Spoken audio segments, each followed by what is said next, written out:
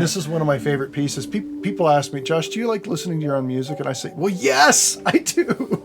Or else, why do this? I truly do love what we've done, Eric. I think and Nina as well. Yeah. All three of us coming together for this collaboration is just, oh.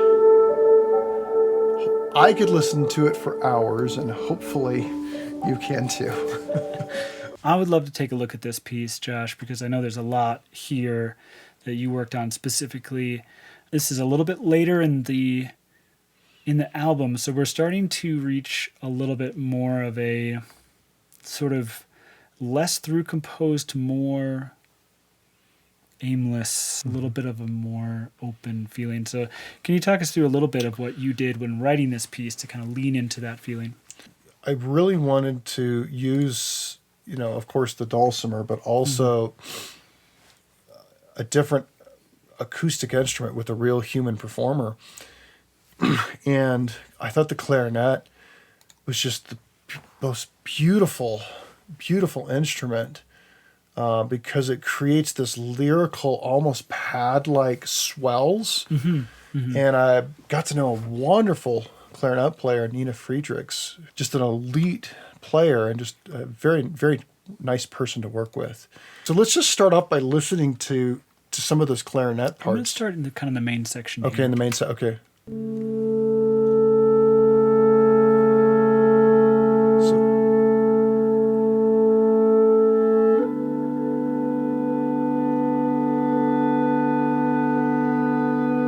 you can hear the keys and some of the...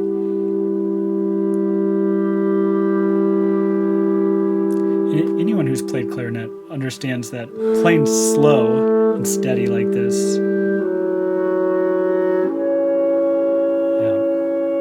is very difficult. It's very challenging to play this smoothly, this slowly.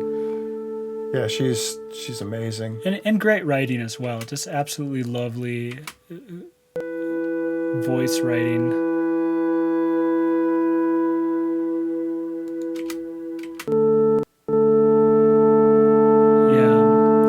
Yeah, I threw some. I actually recorded her literally pretty much right where you're standing. Yeah. With an AKG 414 that was a few feet away to create some of that pad-like quality. I didn't want it too intimate since meant to be a little bit distant. Yeah, and here's it tucked a little bit farther back for the second pass. It really becomes the sort of the. Even though it's pad-like, it becomes a little bit of the leading melodic instrument in the thing. I remember you sending me these clarinet stems. They sounded so lovely. And if at this point, the song I feel like was a little bit more composed as well. And what I really, really loved is these clarinet swells just on its own. And yeah, I remember we worked at the way that we shaped those swells to really shape it to the music. She worked a long time rehearsing those to get the entrance and the exit to be nice and smooth, and then also to where each pass was in sync because she recorded it twice. And what happened was I took those and basically made those the beginning of the piece, the first thing you hear, and not in the middle of the piece, but I was like, let's just do that first. Yeah, my original vision was for it to come in later. Oh, okay, let's go there. Like that sound right there. That's actually a dulcimer where I'm actually plucking, and then you threw some effects on it, which kind of added a little bit more of a heavier percussive entrance. It almost sounds like a piano. No, this is dulcimer. But it's dulcimer. Plucked dulcimer. What I've done is I did this with several times where I wanted it to be dulcimer, but I didn't want it to be forward and front center yet. I give it a little bit of a tapiness to it, a little bit of a broken quality, erode it a little bit, and so that it's not quite a full dulcimer sound, but as you can hear, it has this sort of tape echo on it, has a little bit of tape saturation.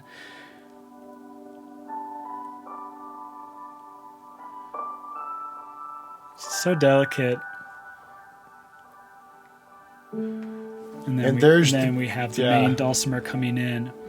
So my vision for this piece, I wanted it to be very, like you said, floaty, but how do you do that?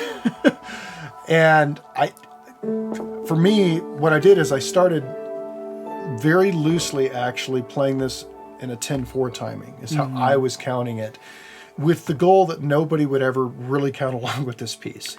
Yeah. So there was a click track, but I was playing to it very, like there, you can hear it going off the grid. So I was playing very loosely with it, but just as a reference point to help everything line up.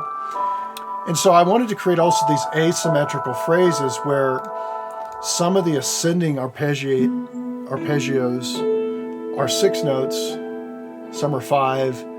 Some of the responses with that Plucked stuff might be 3 notes that kind of repeat, but it keeps everything from being predictable. Also with the chords too, there's a lot of chord extensions to where I'm not just playing like a 1-3-5, I'm adding extensions to those to add to that nebulous feel. And it keeps everything just floating. Yeah, I liked especially this piece, and when I heard sort of your dulcimer work on this, it felt nice in the way that it just didn't feel like we had chord movement. These are these kind of like very disparate arpeggios. They outline chords, but they're so... It's not really telling you a lot of chord movement, and I wanted to bring in like... I was like, I just feel like it's kind of stays the same. We could bring in a drone underneath it that where you may be changing chords in the dulcimer, but it also kind of feels like it's all in the same, centered around the same key. These are drifting, and in that way, then as soon as we get the clarinet, this provides more of our like kind of musical movement. Correct. You know, it's interesting when I play the dulcimer, I think lyrically, even though I'm playing a percussive instrument. My mind and my heart is literally singing through my instrument. So by bringing in an actual lyrical instrument, such as the clarinet, it helps me to actually do the things that I want to do through the dulcimer, think I'm doing through the dulcimer, but maybe I really realistically can't. Well, you can't because you can lyrically hold. I can't sustain. I can play buzz rolls, but those get... Well, you got to use those in moderation. yeah, but this is what I like totally about all different. the elements of this piece. You have the pads holding sort of consistent. You have the dulcimer, these rolls that are separated apart. And I remember you trying to explain to me, like, oh, here's how much timing I did, here many notes I did, and here's the stretch. And I was like, I'm not even going to put the click anywhere near it. I'm just going to respond to your phrasings and not really worry about... Well, and that's a good thing. I mean, that was by the goal. Yeah. It's kind of interesting when something is composed, which this needed to be. It takes work to make it sound nebulous. Right. And yet, I mean, you could easily make it sound like a patchwork quilt, but I also wanted to have like that cohesiveness as well. Even though we're getting to the more ambient side of the record, the idea is that we still have a level of composition there that the ear is actually listening to. And then we get to the end of the piece. So here's a melodic hook. Let's listen to that again. Yeah. Let's go back a little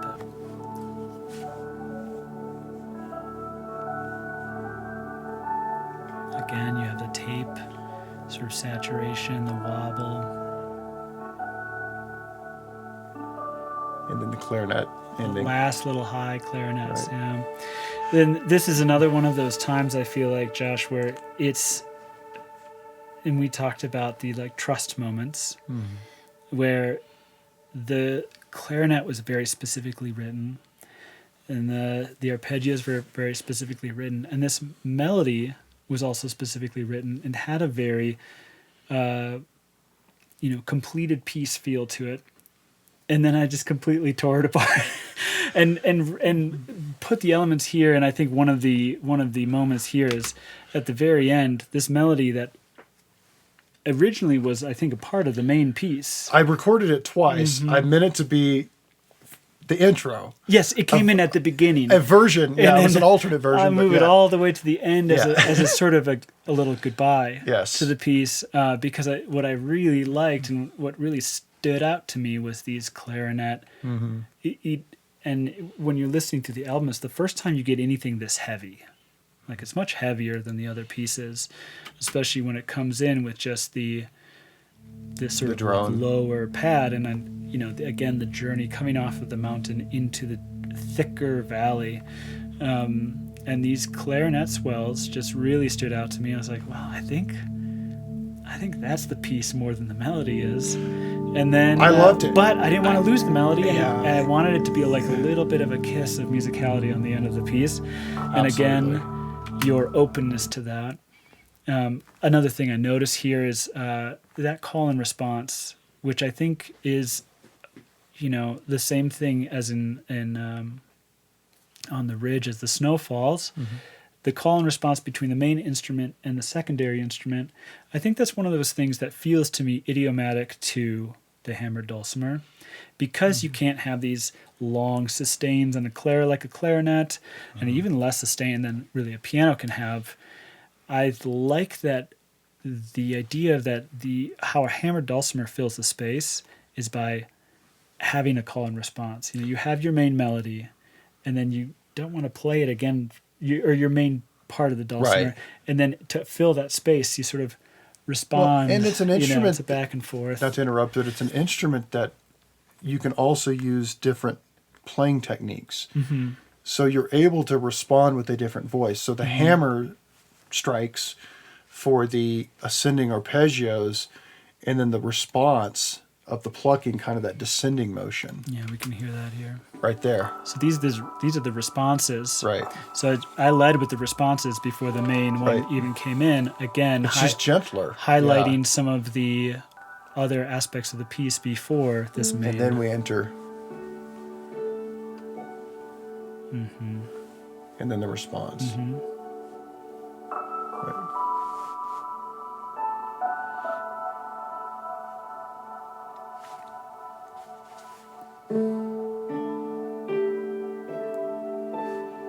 And then that delay in 3. I love that 3-note delay. I would love, as much as I love exactly how it is on this album, and I have no regrets, and it's one of my favorite pieces to listen to, I would love one day to do this with a full acoustic version. Oh yeah, live. yeah, with clarinets, with the And you on clarinet keys, group, yeah. Stuff like that, to where we could all come together. I just think it would be very meditative and so, I would love that. Speaking of keys, I think the only keys on this piece are right here. And And that, again, it did we get little.